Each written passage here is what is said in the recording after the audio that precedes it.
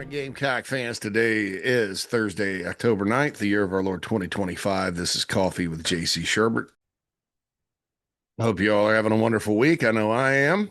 Looking forward to the game Saturday night, 7:45 kickoff, Baton Rouge, Louisiana. That's what SEC football is all about. Gamecocks and LSU, and an important game for both teams. The setup for this one on the LSU end, I think they're looking at it frankly, is a get right game. And that's just kind of how it goes in the SEC.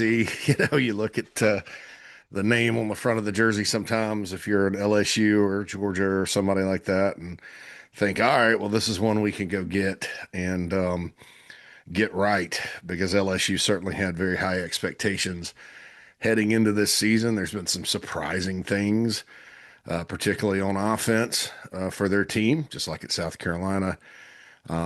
They're probably looking at this game at home Saturday night and saying, hey, this is our chance to get things going because their schedule is just like everybody else's. It gets sort of brutal. And the Gamecocks are part of that. Here's the positive about kind of the current state of the SEC, folks. It's one of those things. It's kind of like last year. I mentioned this yesterday where the scores and the outcomes of the games are very NFL-esque. And it's because all the teams are relatively good, most of them. There's some stinkers out there, obviously, and some sides of the ball in particular at certain places that aren't very good. Um, and like I said yesterday, Texas and Oklahoma coming into the league and expanding to this like one division format. You don't, and then with the portal and NIL and the roster flux every year, you can't sit there if you're a scheduler and try to make it fair and make it fair. It's just not. You're going to end up with teams that aren't supposed to be good that are. You're going to end up with teams that are supposed to be good that aren't. But all these games are competitive. I mean, Alabama Vanderbilt was a 16-point game. You look at the score, you see 30-14. Well, Alabama took care of business there. And they did, but if Diego Pavia doesn't turn it over twice and they score as they should have, that's a 2-point game. I mean, look at Georgia and Tennessee, Georgia and Alabama, both 3-point games. I mean, it's just one of those things where everybody's pretty good. And on any given Sunday in the NFL is what they say. I hate talking about the NFL. You guys know that. It's not college football, but the outcomes in the games in the SEC are very similar. Any given Sunday, they say in that league, any given Saturday in the SEC, anybody can beat anybody. And that's good news for the Gamecocks because for so long, there was a pecking order and a ceiling, quite frankly. I mean, you remember, gosh, if you go back even to the Brad Scott days, before Lou Holtz got there, even when Lou was here, all the way until Spurrier sort of, had his run, and then under Muschamp and those years, there was definitely a ceiling. If you notice, Will Muschamp when he was the coach for at least the first 3 years, they beat Missouri and Tennessee and Vanderbilt and the teams they were supposed to beat, and then well, A&M's a little better, and in those years Kentucky was a little better, and Florida, and I mean, so it just Clemson, but it's not like that anymore. And that's good for a program like South Carolina. I mean, you do wish, Vanderbilt wasn't as good, right? You do wish they were the old Vandy because you'd have another win, or that Missouri didn't kind of have the Gamecocks number, and Carolina would probably have a better record. But when you go into a game like this and you sort of look at it, there's still hope. A Carolina team a few years back, before roster flux, I guess is what we could call it, that's 3-2, that has beaten a bad Kentucky team and lost to Vandy at home and lost to Missouri on the road, going to Baton Rouge. It'll be like, just go down there and play your best. Try to keep it close.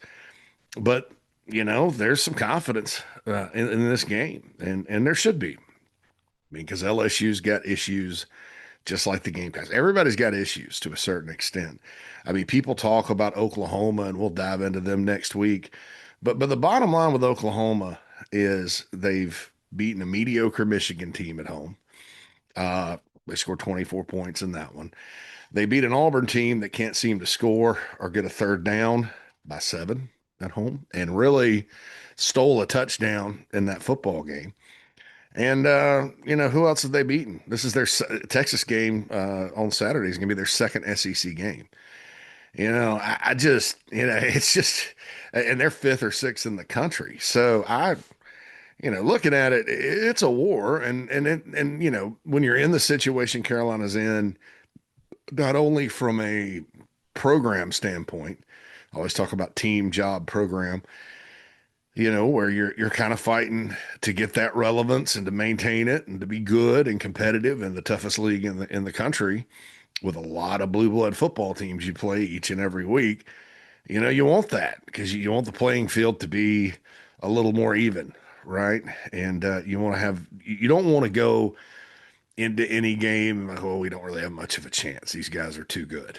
And there'll be games where the other team's just too good and you're just not good enough. That happens. That's still going to happen. It's football, but it doesn't set up that way like it used to, and that's a positive in this new crazy, pathetic in some ways, chaotic in others, exciting. You can use a lot of adjectives, both positive and negative, about this era of college football. So that's the good news. If you look around the SEC, everybody's pretty good, and it's going to come down to who blocks and tackles and plays the best on Saturdays. And so, knowing that big picture wise, there's a chance. There's a chance Carolina could go in there and play well. And it's sort of like my mother told me, gosh, when I got divorced back in 2012 or so.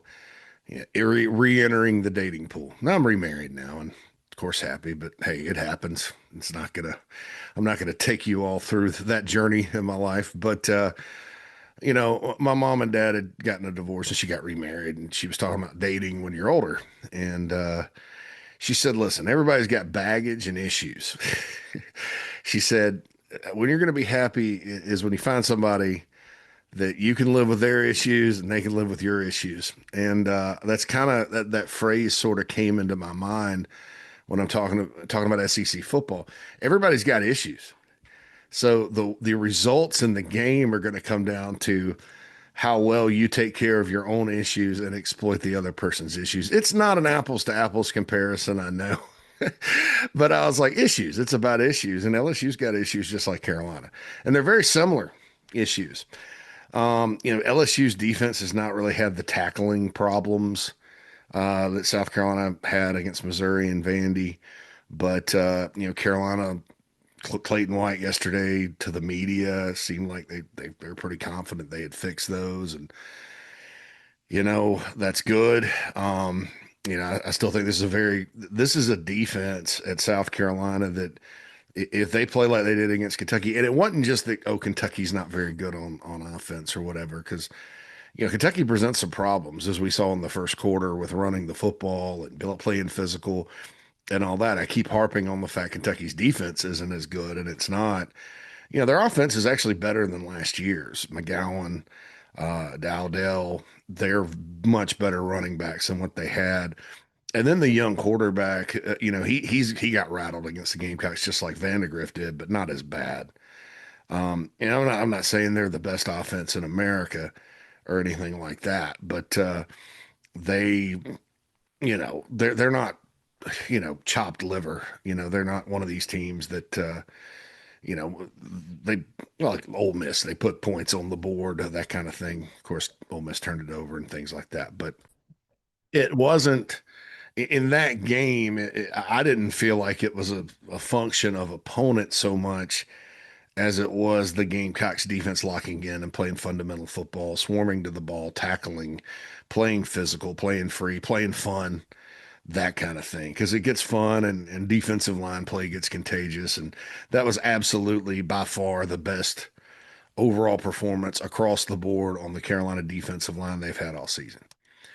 And now you're playing a team in LSU that's similar to South Carolina, is wondering what the hell's up on the offensive line. And you see that too. See it at Texas now. Texas is talking about their offensive line. I don't think they were very good against Florida and obviously Ohio State, and I think Arch Manning's making some mistakes as well. And I don't think he deserves to be called a flop like the idiot from the Athletic slash New York Times called him. That was pathetic and sick. But I think he's to blame for some of it too because he's not looking down the field and getting the ball out of his hands. He's seeing ghosts. And that's, young and experienced quarterbacks, that happens. I think he trusts his wheels a little too much, and he's not Lenore Sellers. But, I mean, look, it's the almighty preseason #1 Texas Longhorns, who probably will go out and play a pretty good game against Oklahoma Saturday. It's just the way this crazy thing works.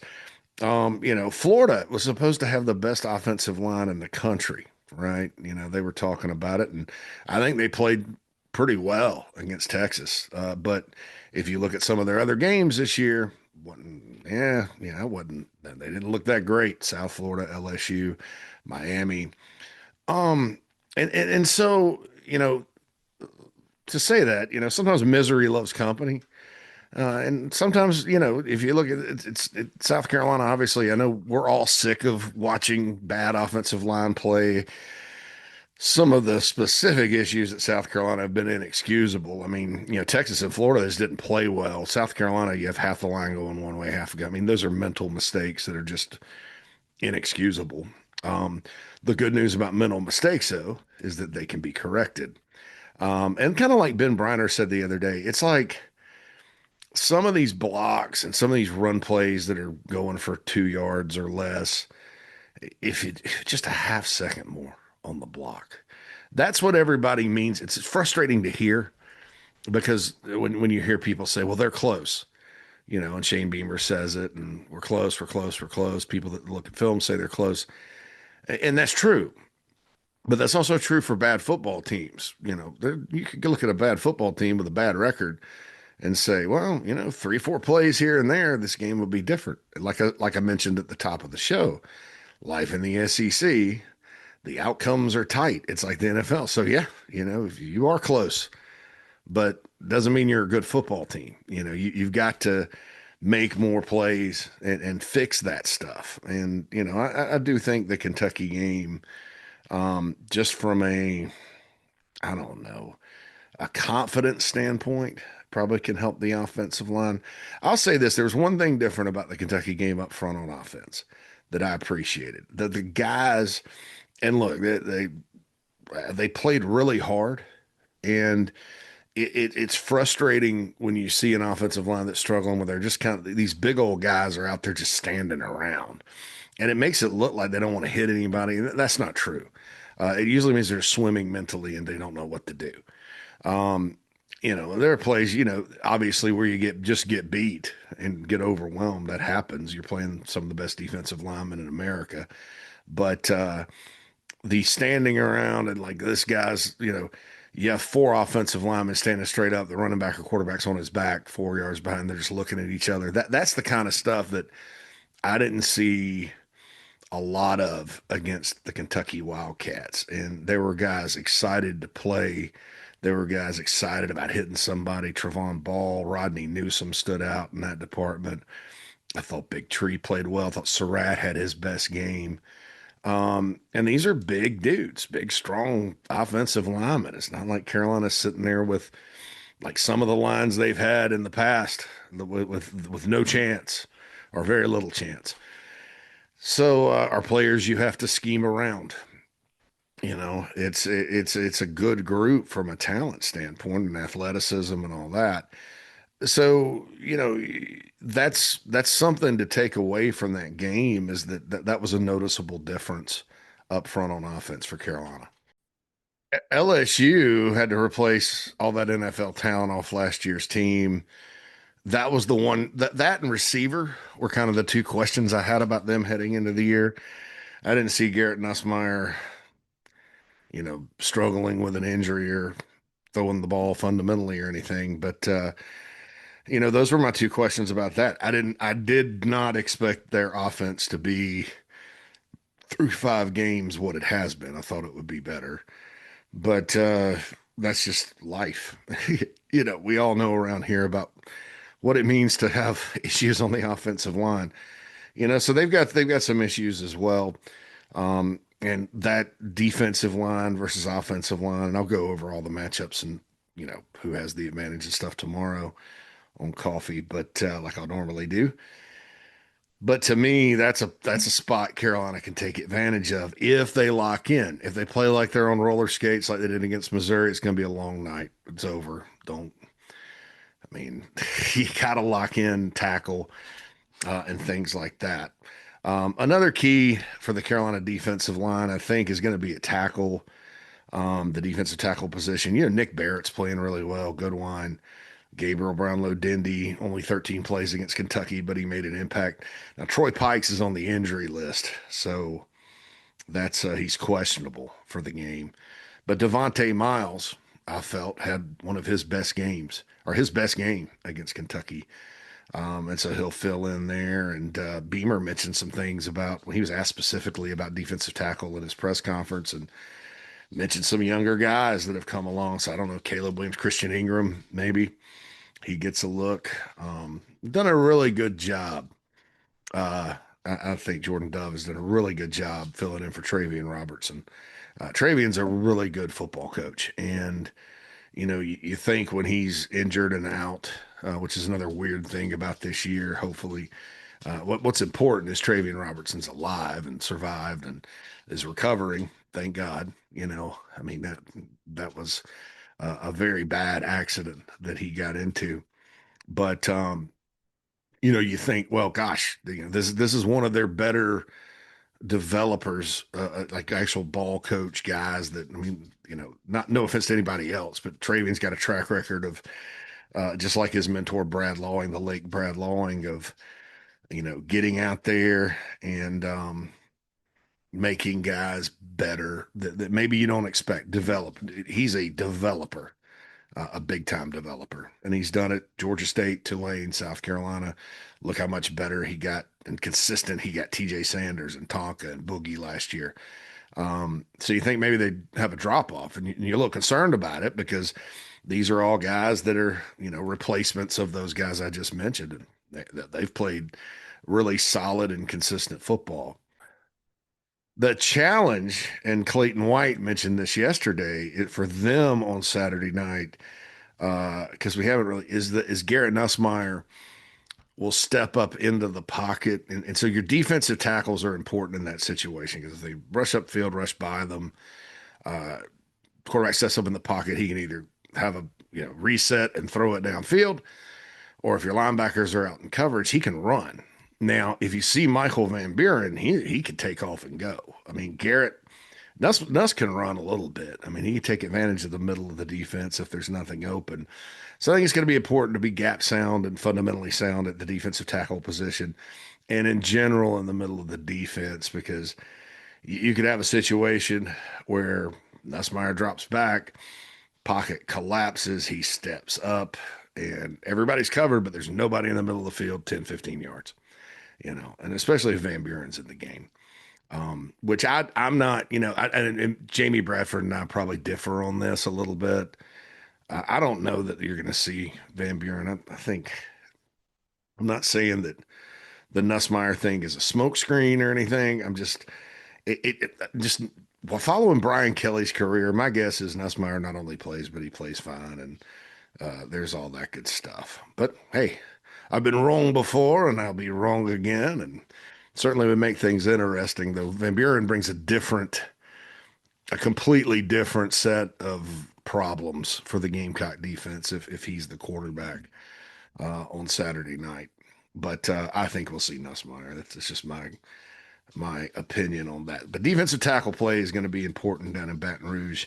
If you're just kind of looking at a spot maybe we haven't talked about and focused on a lot. Obviously, your linebackers are important with the run game. They're going to try to be a little tricky with it. Like they were last year, they run some draws and things like that. You got to stay at home and be careful. with all that. All right, so flipping back here because we're going to talk about what the offensive line. That's the big topic today. John Strickland last Friday on the morning show, former Gamecock offensive lineman. He said quite frankly, they asked him, Jamie asked him, what's the key to the game? Um, and he said Carolina's offensive line versus LSU's defensive line is going to determine it. And he's probably right. If you can get a solid performance out of those guys down there and the offense can move the ball, most importantly, put points on the board, which come at a premium against this LSU defense, then let Lenoris do his thing. Good chances of success go up. And so that kind of feeds off of the injury report or the availability report that was released yesterday. And this is the first one. It's going to be updated throughout the week. Well, here's the one for Carolina. Out, Marquis Anderson. You hate that.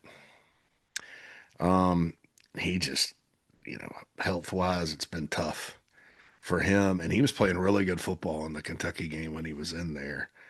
So that's, I don't know. I don't think he was going to start, but I'll get to why that this could be significant. Then doubtful, Casey Henry and Nolan Hay. So there's three offensive linemen that probably aren't going to play.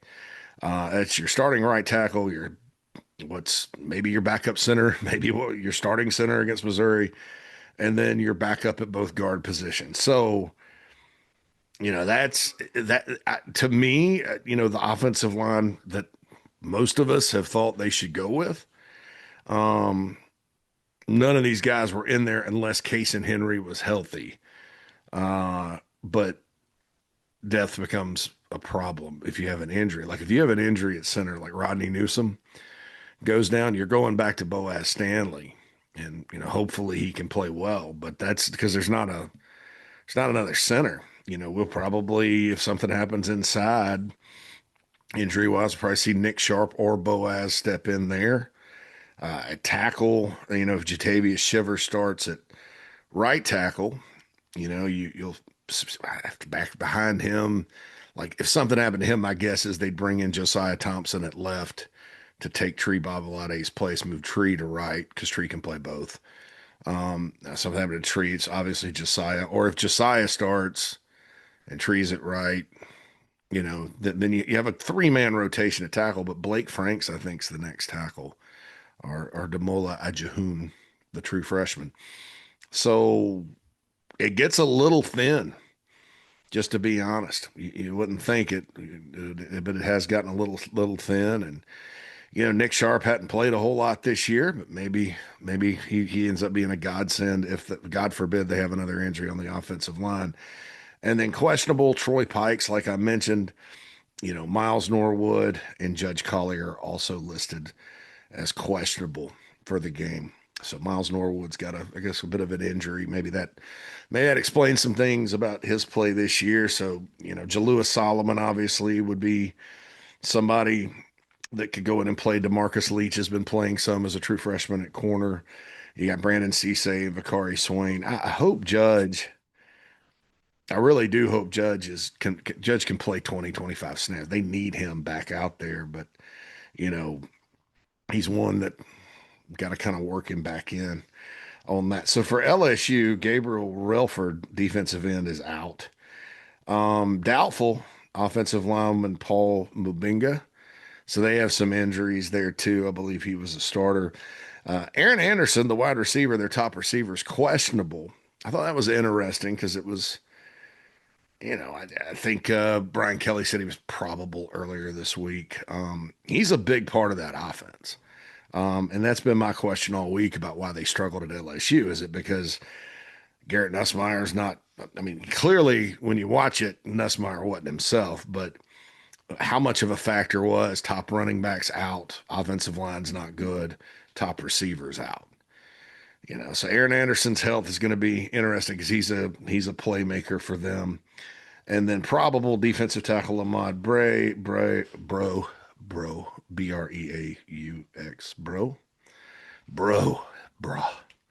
And Caden Durham's probable as well. So Somebody said the other day, running backs coming off of injury aren't always super duper. It takes them a while to get going, but who knows? Caden Durham had a great game against Carolina last year as a true freshman, 11 carries, 98 yards. Was the difference in the what was a big difference maker in the football game. So stopping Caden Durham and the LSU run game is going to be a must. They haven't gone very far this year against anybody running the football. Very few times. So they've struggled just like Carolina. I think ideally in this game, excuse me, um, you, you, LSU's a little bit pass happy as it is. Brian Kelly likes to throw the ball. So they're going to throw it regardless. But I think what you want is, don't put them in like second and four. Don't let them get 5, 6 yards on first and second down, and then the playbook's wide open. Put them in obvious passing situations, and then pressure him.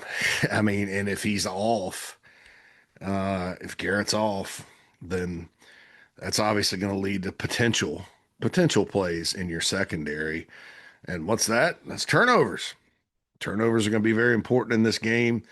I don't want to jinx it, but Carolina's offense, when Lenore Sellers has been the quarterback, has turned it over once in 5 games. That was the interception against Vandy. Unfortunate play, obviously, but you know, other than that, it's been pretty good.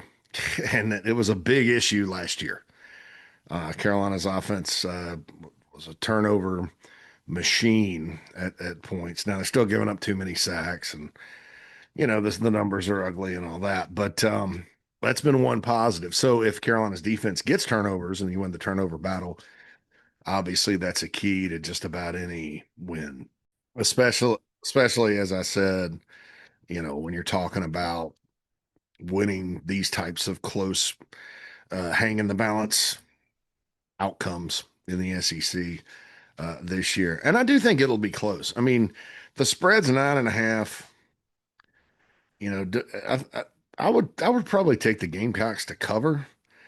You never know with 9.5 because it's 23-20 football game. Carolina's throwing the ball late to try to get it down the field to tie it. That's a pick. There's a pick six. It's kind of like that Alabama game. They ran it a late touchdown on 4th and 2 to cover.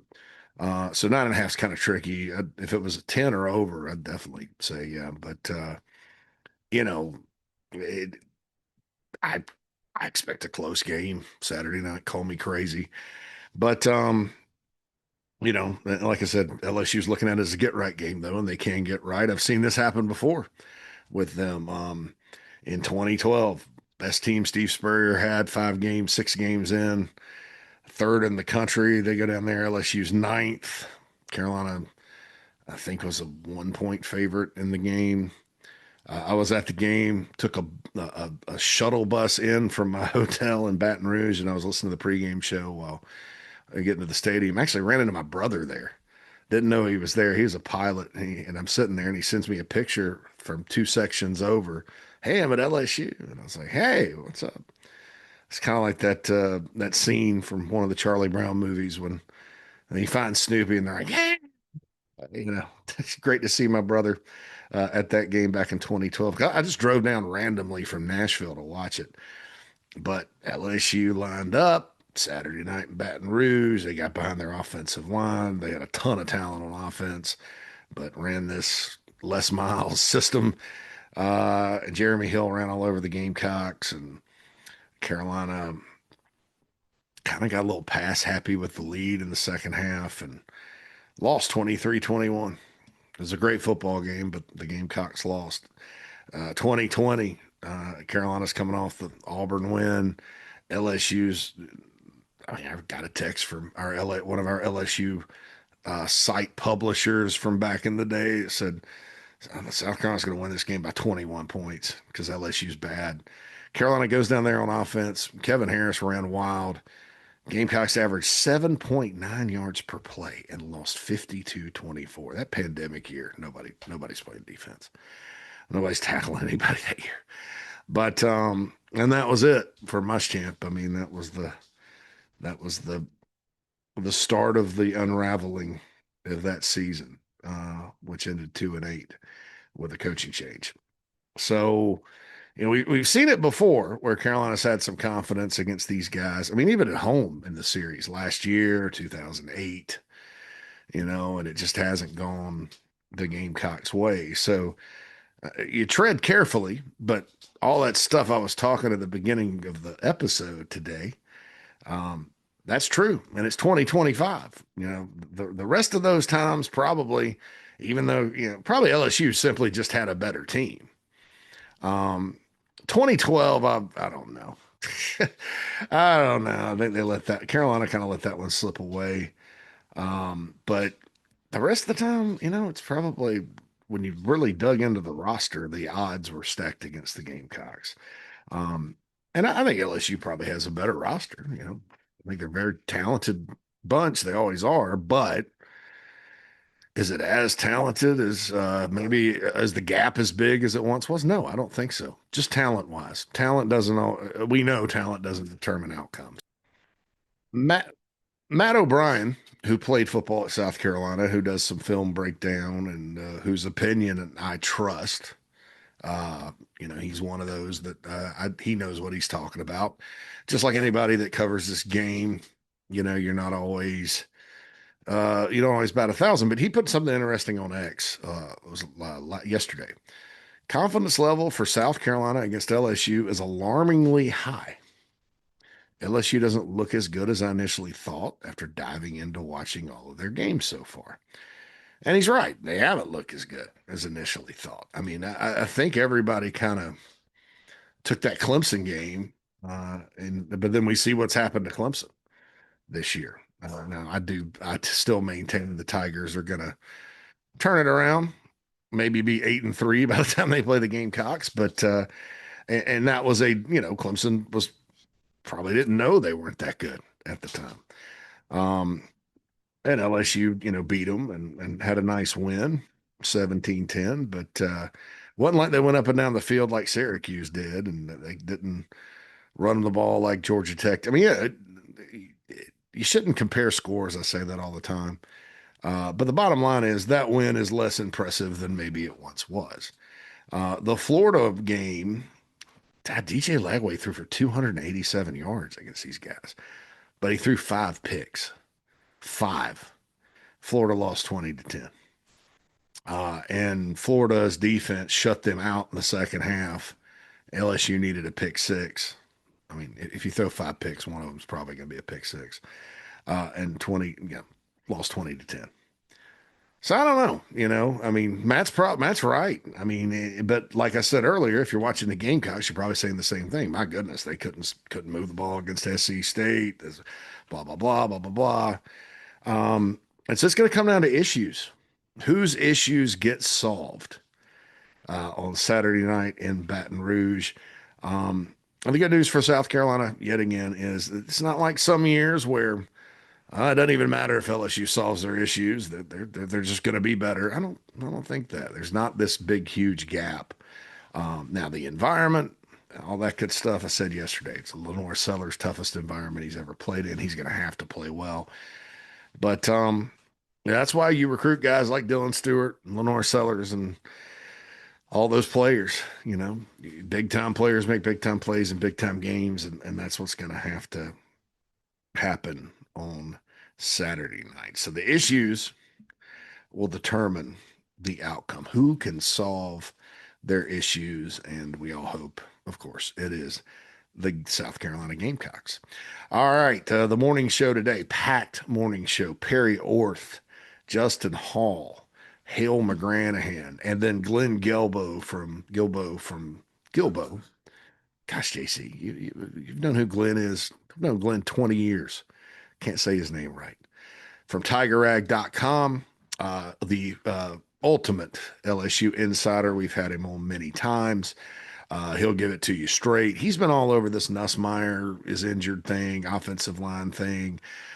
He was talking the other day in a column or writing in a column that, everybody's talking about how LSU needs to run the ball. And he's like, it's not about running the ball. It's about passing the ball. They have to pass it because they have a really good quarterback, blah, blah, blah.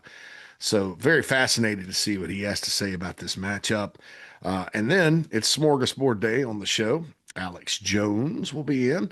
Be sure to check out the late night Gamecock show from last night with he and the late night Gamecock Matt Anderson.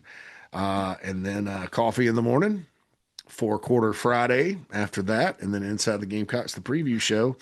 And then the tailgate show Saturday morning, Rooster Rant, all that good stuff right here on the Chief Sports Network. Of course, all the great coverage on thebigspur.com. Please like, subscribe, and share. If you're on YouTube, go rate us 5 stars. If you're on podcast, this has been Coffee with JC Sherbert. Everyone has a fantastic Thursday. I'll let you soon. JC and Mad Dog Mully.